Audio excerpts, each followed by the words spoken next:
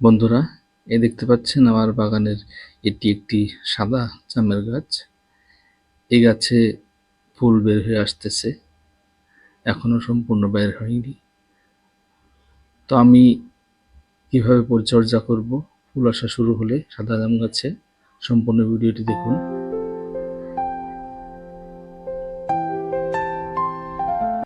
বন্ধুরা, সবাইকে স্বাগতম জানাই মুশফিক অর্গানিক গার্ডেনে। দেখতে পাচ্ছেন আমার সাদা জামের গাছটিতে ফুল আসা শুরু হয়েছে, এখনো সম্পূর্ণ ফুল বের হয়ে আসেনি, শুধুমাত্র ফুল আসা শুরু হয়েছে, আরো অনেক ফুল আসবে। তো এই ফুল আসার পর আমাদের ফুলগুলো ঝরে পড়ে যায়। প্রথমে কালো কালো হয়, তারপর আস্তে আস্তে ঝরে পড়ে যায়। তো এই রোগ পোকার আক্রমণ নিয়ে আজকে আমি আলোচনা করব এবং তার প্রতিকার কিভাবে করব, সম্পূর্ণ ভিডিওটির সাথে থেকে দেখে নিন। ফুল আসা শুরু হলে আমাদের যে সমস্ত রোগ পোকা আক্রমণ করে সেগুলো হলো, প্রথমে অ্যানথ্রাকনোজের আক্রমণ হয়, তারপর পাউডারি মিল্ডুর আক্রমণ হয়, তারপর শোষক পোকার আক্রমণ হয়, লাল মরিচা রোগ হয়, এই ধরনের বিভিন্ন রোগ পোকা হয়। তো সেজন্য আমি নিয়ে নিতেছি সাফ ফাঙ্গিসাইড। এটি একটি ছত্রাকনাশক যেখানে 63% ম্যানকোজেব গ্রুপ এবং 12% কার্বেন্ডিজিম থাকে। এটি আমি 1.5 গ্রাম প্রতি লিটার জলের জন্য নিয়ে নেব। তো আপনারা 2 গ্রামও নিতে পারেন, 2 গ্রামের বেশি নেবেন না, 1.5 থেকে 2 গ্রাম। তো এর বেশিও নেবেন না, কমও নেবেন না।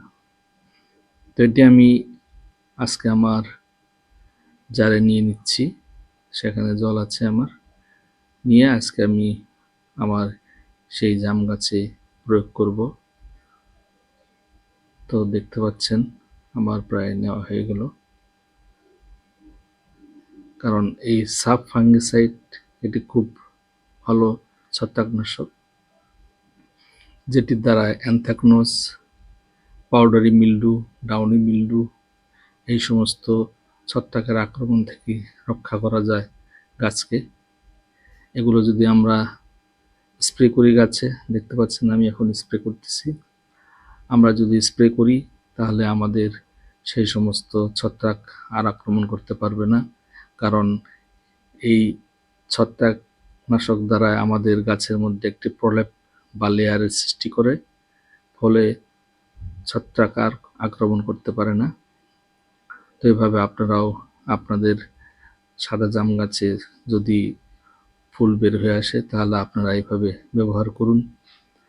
এরপর 7 দিন পর আবার ব্যবহার করবেন, কারণ এখন আমাদের ফুল আসা শুরু হয়েছে মাত্র। যতক্ষণ পর্যন্ত ফুল না ফুটেছে তার আগ পর্যন্ত আমাদেরকে এইভাবে 7 দিন পর পর ব্যবহার করে যেতে হবে। তো বন্ধুরা, আমার ভিডিওটি কেমন লাগলো কমেন্টসের মাধ্যমে আমাকে জানাবেন। আর এই মুহূর্তে জল ব্যবহার করবেন না, আমার গাছের গোড়া দেখতে পাচ্ছেন শুকনো আছে, জল প্রয়োগ করবেন না গাছের গোড়ায়। আমার পুরনো বন্ধু সবসময় আমাকে ভালোবাসা দিয়ে থাকেন কমেন্টসের মাধ্যমে। নতুন বন্ধু আপনারা আমার চ্যানেলটি অবশ্যই সাবস্ক্রাইব করে নেবেন। সবাইকে ধন্যবাদ জানিয়ে ভিডিওটি শেষ করলাম।